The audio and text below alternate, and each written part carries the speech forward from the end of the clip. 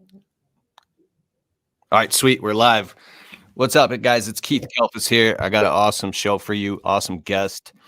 I've been going live quite a bit here because the spring is breaking, and in our service business, it's time to get amped up and get ready as though we're swamped right now. I don't know what area of the country you're in right now. I'm in Michigan, still freezing, but any minute now we're going to be swamped. And I got Dave Carroll, the founder of Dope Marketing and Lion Share Maintenance. Tune in.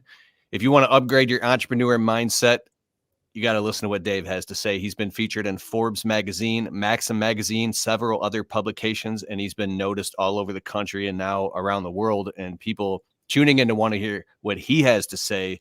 And he's worked with some of the top people in our industry.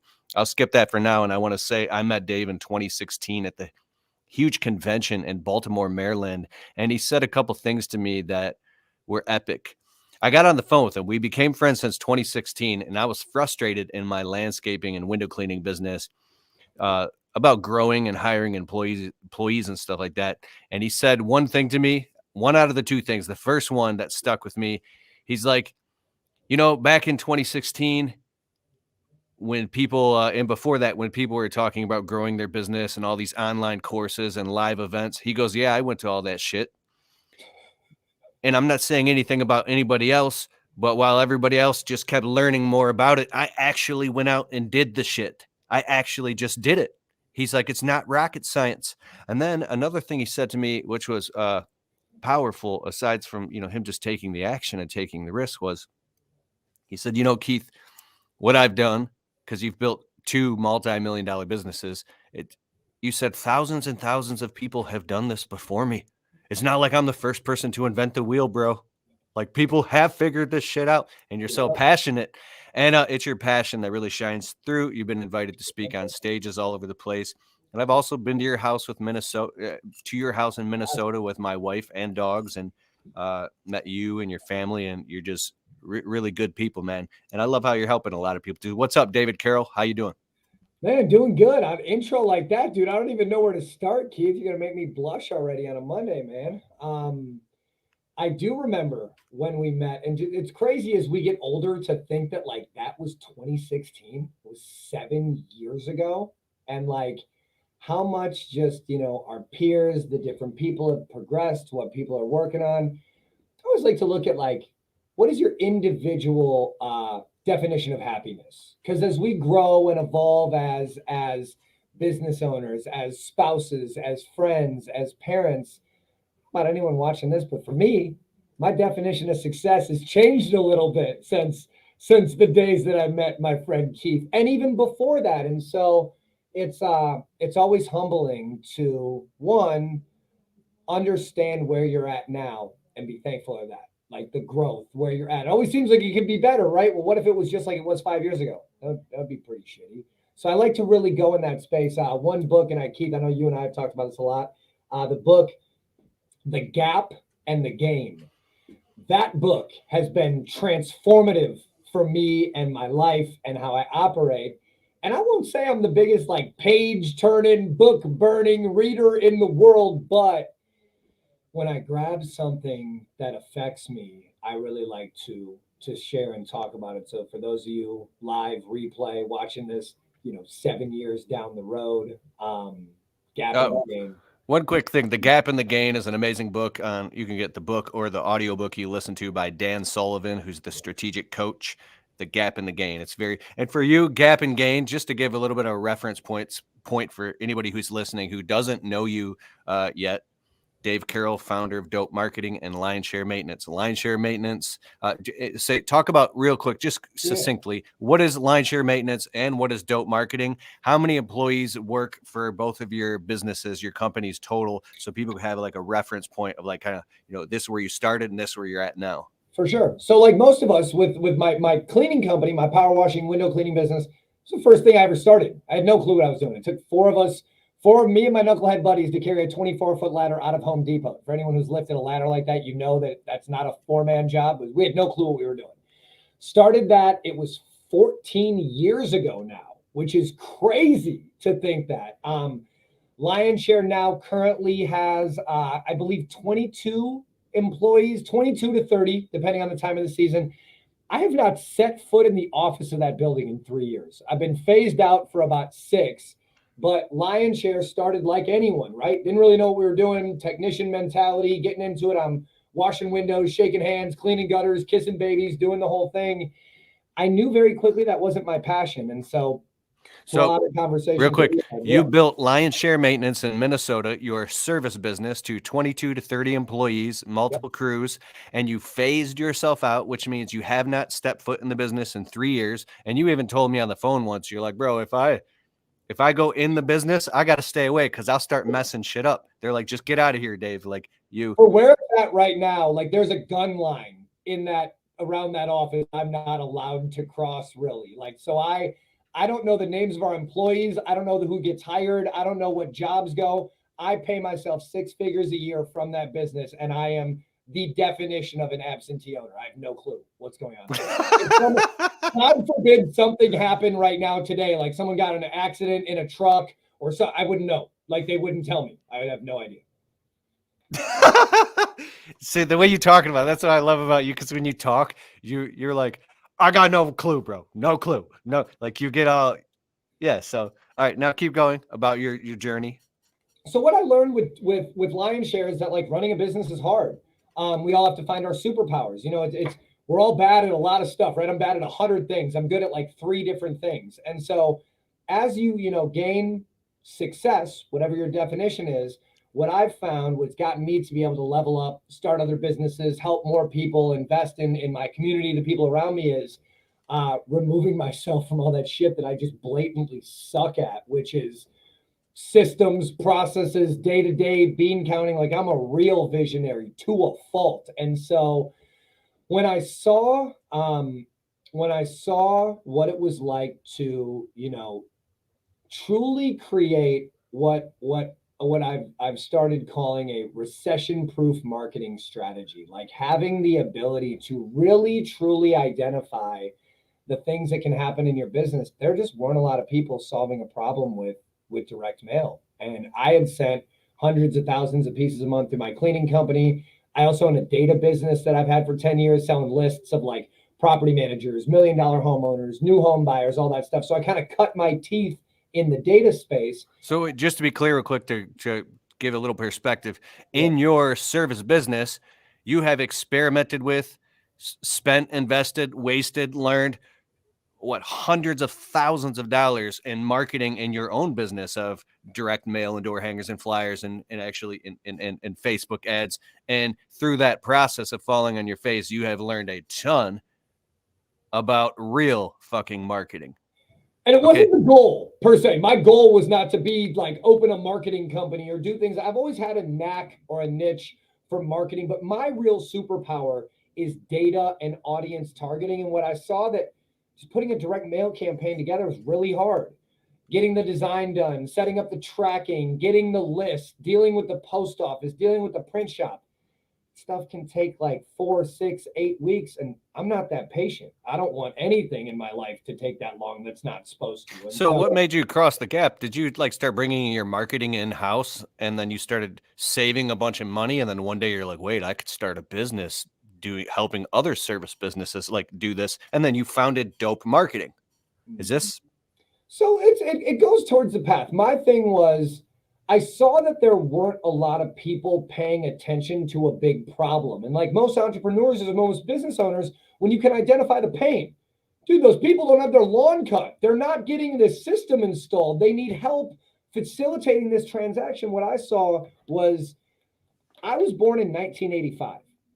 And a lot of strategies with specifically traditional marketing have not evolved since 1985. And the print space specifically is full of a bunch of like 70-year-old fat dudes that suck at golf whose kids don't want to work for them. And like, I'm your nephew Dave. I love this shit. Like the idea of, look, when I started Dope Marketing, the idea was we were going to build a piece of software and we were going to send the work off to a printer and they were going to print it and send it out. It was all going to be beautiful.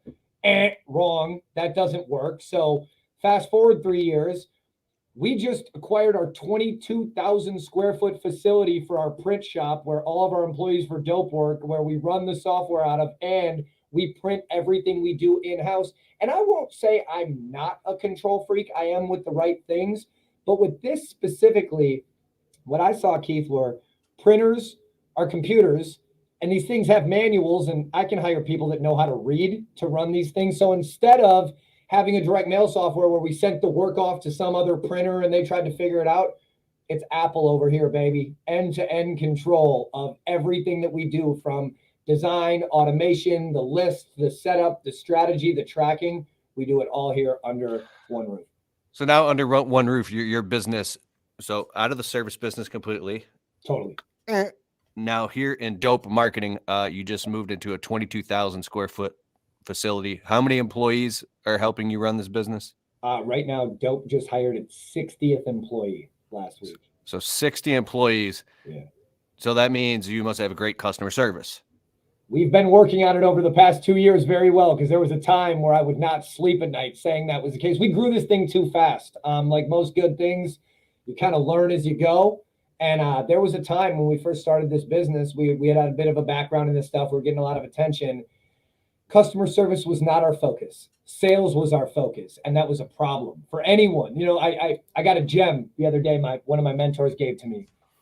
It's easier to scale up than it is to scale down. You can always go faster, but slowing something down and going slower. Think of, like, a lot of this, speaking this, think about gutter cleaning season, right? It ends. I'm in Minnesota. Like, it's going to freeze. It's going to be over. You can only get so much done in an amount of time. When you compare that to growing a business, it's like you might have a time in the year where you could literally buy all the trucks, hire all the people, do all the things, but that little window only lasts for an amount of time. So burn this in your brain. It is always easier to scale up and grow than it is to grow too fast and scale down. And I got a nick or two from that one. Okay, so I recently I saw a Facebook ad. This must have been a few months ago. You were doing some like deal on, I think was it Bandit signs, and it showed stacks of them coming off a printer, and they were beautiful, high quality chloroplast 2-sided signs with the metal stake. Boom, shipped straight to the landscaping or window cleaning business owner's house that they could go stick them everywhere and make money. Yeah. I want to test your knowledge real quick. I know that you already know. Just quick for people listening, because one thing is, people want to learn how to do the marketing and advertising themselves when they're small, so they can do guerrilla marketing tactics or save money. And at some point, they just want a company to maybe help them or take it over or do a rebrand or make sure that their branding is all cohesively matched across. So what in somebody's marketing, what is the maximum amount of fonts that they want to have on their website, on their anything? One font. So when you think about it, like a yard sign or any design for that matter, it's like you got to know when to give up control. And a lot of times less is more. People want to get so stuck on something like a yard sign. I want my picture, and I want my truck on there, and I want these water droplets beating down against the sun, and I want it to be reflective, and I want it to have the same tone. Oh, that green, that's not my green. It's not, dude, no one gives a shit. Like, Harvard Business School did a study. You went to Harvard too, Keith. We're both Harvard alumni, right? Me and you together, Harvard class of 04 or whatever. So the idea is, no one watching this probably went to Harvard. For one or two of you that did, tell Zuckerberg or whoever went there, we say what's up. But for all of those that didn't go to Harvard, and we just have the knowledge of reading their studies of how to run our businesses, Harvard did a study, and it said that for a cold consumer to remember a brand, it's going to take 7 to 11 touches. And a touch has value. A Facebook ad is a touch. A door hanger is a touch. Seeing Keith's handsome mug with his polo on is a touch. There are different things in your business that you need to know that are your responsibility and that are someone else's responsibility. You can't hire someone to go, well, I guess you could, but I don't want to drive your truck around town or to pay someone to see you at the gas station. Maybe putting out yard signs is something, like, I know for years for my cleaning company, I would throw one of my kids in the car and we would go drive around and pop yard signs out, coming out of gas stations, coming out of Walmart, getting off the freeway. That guerrilla marketing that we could do when we had more time than we had work. The biggest thing to remember as you grow and scale your business is your branding simply needs to be consistent. It doesn't need to be the best. It doesn't need to be the prettiest. It doesn't need to be the loudest. It just needs to create trust, because when you see something over and over and over and over, you start to trust it. So what if somebody says like, man, I tried yard signs or I tried direct mail or flyers, it didn't work, but maybe they only put out like 16 yard signs one time, or they only put out 1,000 flyers once, and they're like, it didn't work. Can you speak to that? Success is in the cliches. So the things that you've heard your whole life, keep your circle tight. More money, more problems. Success doesn't happen overnight. Go look up a video for me for 2 years ago. I had 20 pounds more meat on my face from my unhealthy living behaviors of drinking and eating fast food and doing all this shit that I don't do anymore. Guess what happened? I lost 30 pounds and I'm in the best shape of my life. Guess how long that took? It wasn't as long as it takes to put out 16 yard signs or to do it. Like if you're married, if you have a significant other, how long did it take for you to develop the relationship with your wife or your husband? If you are an athlete, if you exercise, if you do something, again, I don't like doing the marketing guy thing where it's like, oh, you got to do all this shit a million times to get it to work and it's unaffordable and it'll never work for you because you're too small. It's not about that. What people need to realize right now is touching less people more. That's recession-proof marketing. Not doing this shotgun approach. I want to be all over the place all the time. Dude, you're not Home Depot. Get fucking real. Like, you're not going to be the biggest company in town. But if you took a strategy, and let's just say you had a list of all the jobs you did last year, and you found the neighborhood or the zip code where you did the most jobs, your data will tell a story. Your data will tell you that something in your marketing, something in your branding, something that you're doing is getting you more work in this area. You know what you should be focused on? The other people in that area, not how do I go to the other side of town? How do I go to this private gated community? How do I add this service that I don't do yet? How do I finance this piece of equipment to do some shit that I haven't done? If you simply look in your CRM. Wait, how do I finance this new piece of equipment to do some shit that I haven't done? But Billy's doing it in Michigan and he's killing it. He said it on Facebook. It's fucking real. Like, wrong. Dude, look at the things that you can do in your business. So, Keith, I'm very familiar. We share audiences. Like, the people watching this live or the replay, you offer a service that you don't add shit to your business that you could do more of tomorrow. What I don't hear business owners is talking about, how do I do more of the boring shit that actually got me to where I'm at right now? Because that's the discipline. That's the success. It's one of my corny sayings, entrepreneur has 5 fingers on their hand for a reason. 4 things you should be doing all the time, and 1 thing that's replaceable that could easily become one of those 4 things. So if you're a lawn care company and you know that every time you put out 50 door hangers around a job, you get 3 leads. You know, you should be figuring out how to hire someone to put out the 50 fucking door hangers around every single job you do more regularly. So you can consistently bringing 3 leads into your business, not trying some new thing, doing whatever. Look, back to the question where you asked, Dave, I've tried this, it didn't work. I did this, it didn't work. Dude, I tried to lose weight for 2 months. I ate fucking cake and didn't run. You know what happened? Didn't fucking work. But I woke up, you know how I did lose weight and get in shape? I woke up, I lifted weights, I got on the treadmill and I ate right. And guess what happened? I would get in the mirror with my shirt off and be like, Barin, that's my beautiful wife's name. Barin, do you see it? She's like, put your shirt back on, dude. Can't tell yet. It's only been 2 months. You've been doing it every day, but it still isn't showing the results. So the idea is, go back to anything that was worth it in your life. Did you try it once and do it your way, or did you do it the way the experts told you that would work? And it probably took longer. It probably wasn't exactly what you thought it would be. But think about that one thing in your life that you actually like stuck with and kept doing. That's the example you should be thinking about. Well, sometimes I'll do shit my way over and over and over until I hit rock bottom, and then I finally give up and take the advice of somebody who's actually done it in a way that worked. There's a word for that, Keith. It's called insanity. The definition of insanity is doing something the same way over and over and expecting a different result. Look, everyone watching this is probably a business owner or a manager and will be fine for the rest of their life.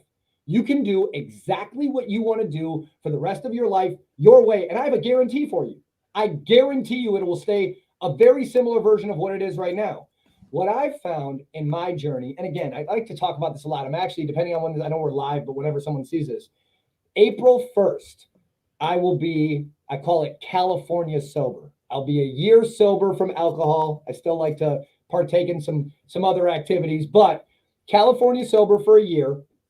I have quit eating fast food. I quit smoking cigarettes. We don't go to anywhere where there's a drive-through for anything. And I do IVs, I do saunas, cold plunges, all this stuff, right? None of it happened overnight. But what I found is I was investing in a tool belt of doing difficult things. So when hard times came along, I used to reach down to that belt and be like, I got the Dave hammer and I know exactly how I'm going to do this shit. And I can probably tell you exactly how it's going to work. As I've added other tools and resources to my belt, I can now go reach down and grab a tool. Dude, it's Monday. I have had a shitty Monday so far today. You know what it didn't do? It didn't mess my day up. I didn't bite anyone's head off. I didn't be some irrational asshole that I have to go apologize. Everyone knows my intentions are good, but I'm being a dick because I had a bad morning. No, dude, I got like 90 people in my life outside of my friends and family that depend on me during the day for their well-being. My next interaction will determine how the day goes for someone that depends on me. And it's my responsibility to be adding the tools to my belt. You know what I can guarantee? You're going to have a hard day. I'm going to have a hard day. I might have another one tomorrow. But what I know is as I continue, for me, it's health, it's wellness, it's exercise, it's eliminating bad things. And okay, so you're not a victim. No, hell no, dude. I created this. You know, Keith, we've talked about this before. You know what's hard? Running a business. Running a business is hard. You know who signed up for this? You fucking did. You know what's harder than running a business? Working at fucking McDonald's and being on EBT. What do you want to do? Like, I'm going to choose my hard. All this stuff that we go through, the stresses, the anxieties, the bills, the payroll, no one made you do this shit. That was your choice. So be a big boy or big girl and deal with that shit. Yeah, doing administrative shit is very it's pisses so me off. Painful. But would you rather do that or flip a Whopper? Yeah. All right, another quick question. What is the maximum amount of colors somebody should have in their branding on their website, door hangers, flyers? So my man, I want everyone to look this dude up because me and Dan have gotten super tight. The best branding person that I've ever met in my life, and I met a lot, his name is Dan Antonelli. And I have the pleasure to be talking with Dan a lot. We work very closely together. Dan is the guy you want to talk to about branding guidelines, things you should look at. But no matter if you've been in business, you just started last year in 2022, or you've been open 30 years or whatever, your design process will go so much better for every vendor you deal with if you simply have branding guidelines set up for your company. So I'm not gonna throw out a color. Dope, we got 3. It's red, black, and white.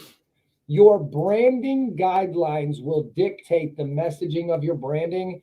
And Keith, what I think you're getting at is you don't want one postcard that's got your green logo and your colors, and then the next one's got a pink unicorn with some wild shit. It'll just confuse people.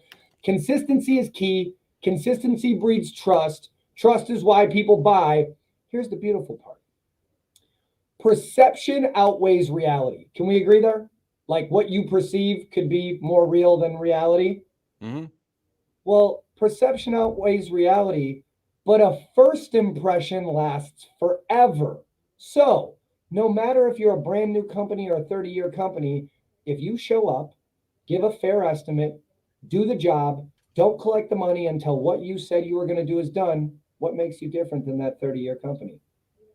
Nothing. So brand yourself as if you look like a million, smell like a million, work like a million, communicate like a million. You know what's the end of that? A 7-figure check if you stay consistent. I love it. All right, so let's say somebody just quick, easy number. Somebody does 100K in revenue in their business. Someone else does 1 million in their business.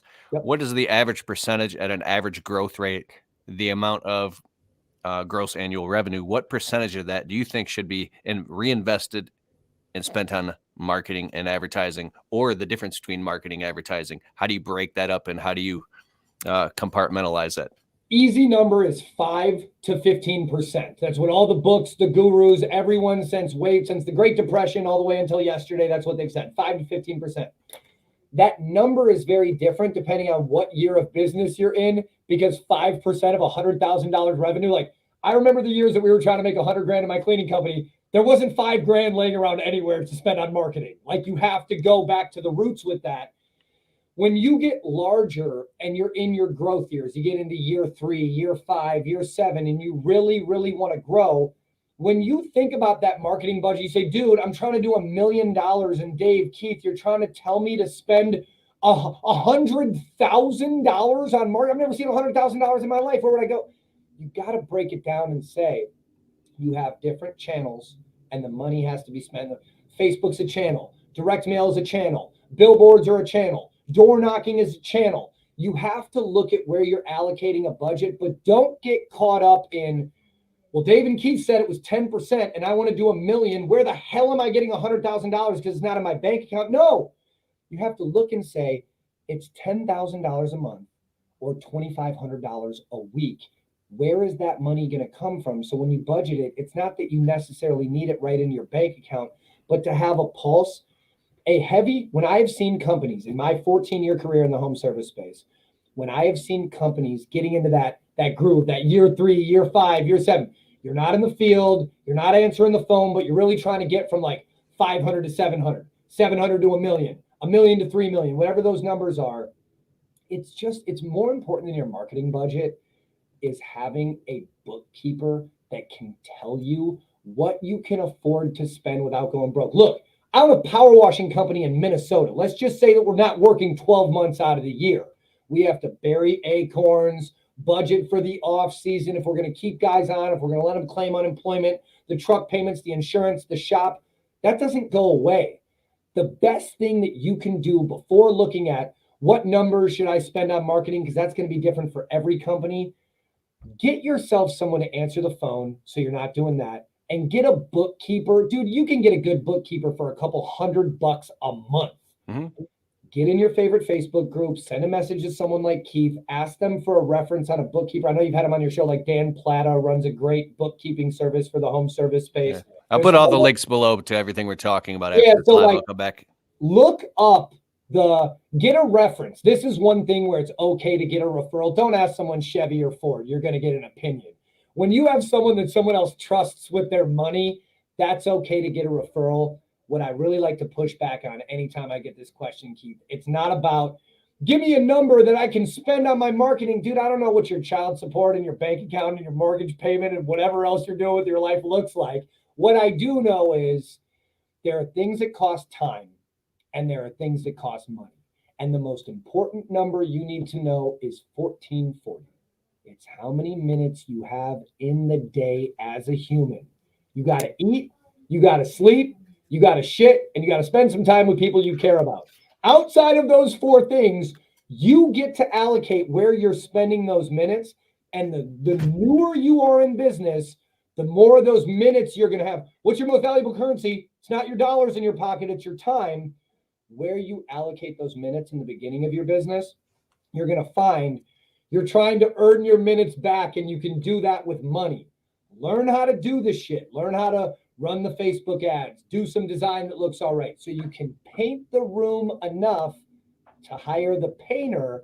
Now, when you're getting into these budgeting questions, it'll be your bookkeeper that has the answer on, can we spend 4%? Can we spend 7%? I did 700,000 last year, and I really want to get to this $1 million number for no reason because everyone says I'm going to be a big deal when I get there. Karen, the bookkeeper, how much can I spend to get to $1 million? Because you know a lead costs you $100. You know your close rate 60%. Guys, it gets into the boring shit here. This is the math part where hopefully you're identifying your strength. But first things first, you got to know your numbers before you know anything. I love it. Now, you being so experienced in marketing and owning an entire, I don't know if it'd be called a marketing agency, an advertising and print company. There we go. Yeah. And sending out, I don't know, what do you send out? Tens of thousands of pieces of stuff per week, probably. Hundreds of thousands a day right now. We'll get to hundreds of thousands of pieces a day all over the United States. Yeah, we buy a lot of paper here at Dope. to service businesses who are buying and now do you guys have a package where you're helping them actually design their direct mail, and so you got designers so people can go to dopemarketing.com? So what we're doing at Dope Because outside of the fact, real quick, I want to know, like, people, like, should I try to yeah, do all this shit here's the myself and deal, hire like, someone on Fiverr, or should I just go directly to someone like dopemarketing.com and spend a couple extra dollars and have all these guys who are experts do all the shit for me and just get it done? Like, where's I'll that answer line? that. Yeah, I'll answer that with a question. Would you rather have, and no, like, look, we use VAs in our company. I have employees all over the world, and I love all of them equally. Would you rather hire someone in another country at the lowest rate possible to be responsible for the branding and the messaging of your company, or a company who's done this once or twice to save a buck?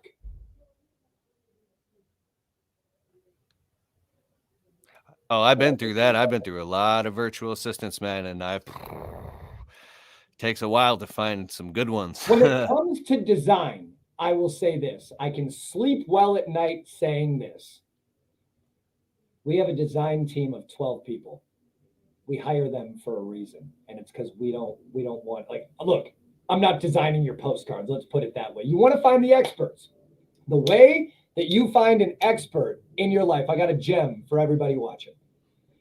If you find yourself doing something more than 30% of your day during the workday, it's probably time to find a specialist or an expert to take that over for you. Unless that's the one thing that you're the best at. But a wise man told me, if you or someone on your team is doing something more than 30% of your day, you should probably look in to see if there's someone that's an expert at that thing that you could hire.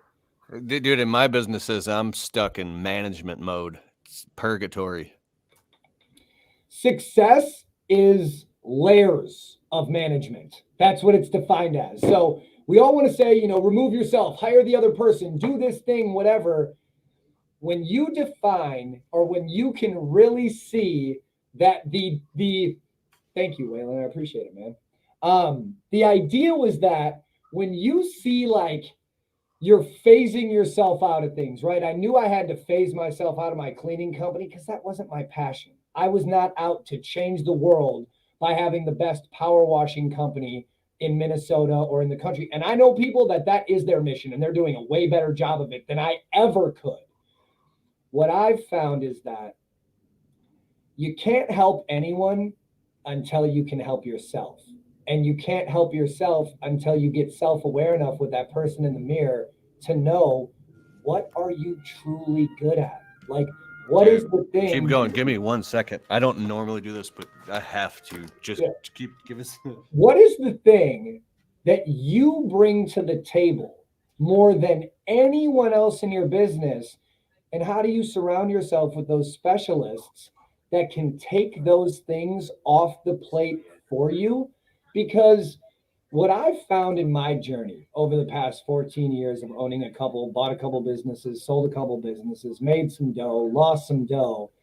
The idea is, like, when you can identify the problems you can solve, but more how you can get out of the way, not out of only your own way, but out of your team's way so they can do their job.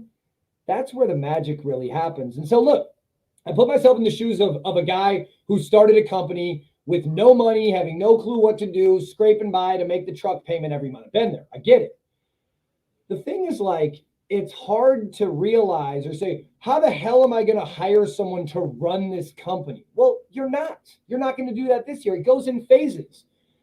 First, you got to hire someone to answer the phone, because you can't answer the phone and be on a job site running a lawnmower at the same time.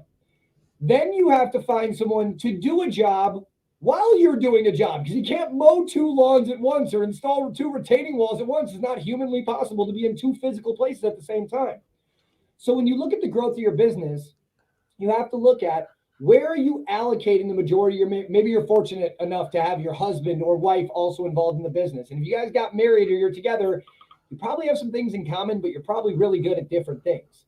So what you need to look at is, what I always challenge people are to make a list. What are the things that you're truly good at? Were you a technician? Did your dad or mom own a company like this and you grew up learning how to do the trade?